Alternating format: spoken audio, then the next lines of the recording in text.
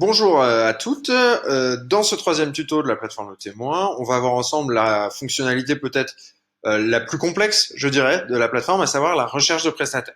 Ce qu'on va voir ensemble, c'est comment faire une demande initialement, mais aussi comment ajouter des prestataires que vous avez prospectés en dehors de la plateforme, comment, pourquoi pas, faire une deuxième vague de demandes si votre première vague demande de devis n'a pas abouti, etc., etc. Pour ça, on va se mettre sur le mariage Jean et Marie et la prestation, pourquoi pas, papeterie. Donc on va tout d'abord faire une demande assez classique de devis. Donc pour ça, vous remplissez le champ prestataire sélectionné en tapant dans la base de données du témoin. Puis, voilà, donc vos prestataires sont sélectionnés. Puis, vous renseignez dans message au prestataire le message que vous souhaitez envoyer. Votre signature sera automatiquement ajoutée, mais vous pouvez personnaliser tout le reste. Puis, une fois que c'est fait, vous cliquez sur « Envoyer demande maintenant ». À ce moment-là, la plateforme est en train d'envoyer les mails à tous les prestataires, puis passe en demande envoyée. Très bien. Si on va dans l'onglet Presta, vous allez voir que vos 3 prestataires ont été créés, sont marqués en demande envoyée. Tchac, tchac. Et si on clique sur un, on va pouvoir voir à droite l'email qui est parti. Ceci est une demande. Votre signature est bien là, elle est juste tronquée pour prendre moins de place dans le champ activité. Très bien. Bon, mais mettons qu'un de ces prestataires n'est pas suffisamment bon, donc vous souhaitez le rejeter, puis le suivant n'est peut-être pas disponible, et enfin le dernier ne vous répond pas. Donc dans ce cas-là, vous voulez faire une deuxième demande. Eh ben c'est très simple. Vous avez qu'à ajouter de nouveaux prestataires, toujours la prestation papeterie jour J. Vous pouvez soit réutiliser le même message, soit en écrire un autre.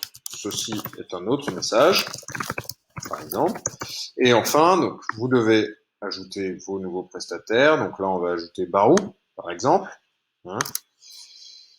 Hop, j'en ai enlevé un par erreur, mais c'est pas grave.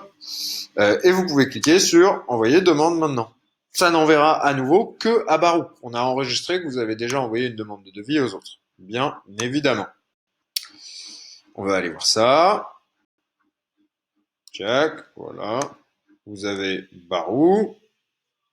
Ceci est un autre message. Et si vous allez sur les autres, vous allez pouvoir voir qu'ils n'ont pas reçu. Ceci est un autre message. Ils n'ont reçu qu'un seul email. Très bien. Mettons maintenant que sur une autre prestation, eh bien, vous ayez déjà des prestataires à qui vous avez fait des demandes. Par exemple, pour la babysitter, vous avez déjà demandé à nos prestataires favoris Testa et Testi.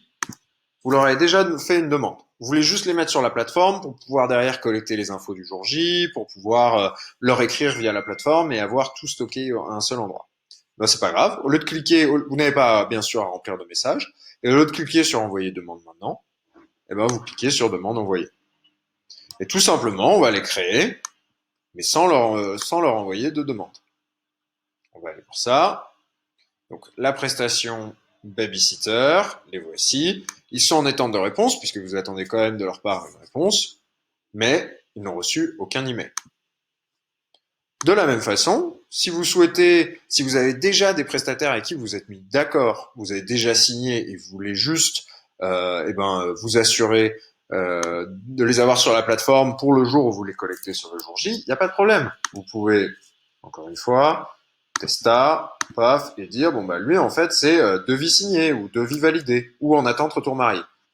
Quel que soit le statut sur lequel vous cliquez, on va créer pour vous le prestataire et on le mettra dans le statut correspondant dans l'onglet Presta. Donc là, si on va voir pour Jean, voilà, Testa en Wedding Planner et devis signé. Donc vous pouvez vraiment jouer avec cette demande de prestataire. D'abord en demander à 3. Vous pouvez ajouter ceux à qui vous avez déjà fait de demandes, ceux avec qui vous avez déjà des devis signés. Vous pouvez refaire des demandes par-dessus une demande. Vous avez vraiment une grosse flexibilité. La seule chose à retenir, c'est que toutes les demandes se font via l'onglet prestations et non pas vers l'onglet prestataire. C'est bien sûr contre-intuitif, c'est honnêtement une limite de la plateforme actuelle. La raison pour laquelle on fait ça, c'est pour pouvoir savoir de quelle prestation exactement il va s'agir et l'associer à la bonne prestation dans le bon mariage. Donc ça, c'est important de s'en rappeler. Mais à part ça, vous avez vraiment une flexibilité extrêmement grande pour la communication avec le prestataire. Bonne chasse!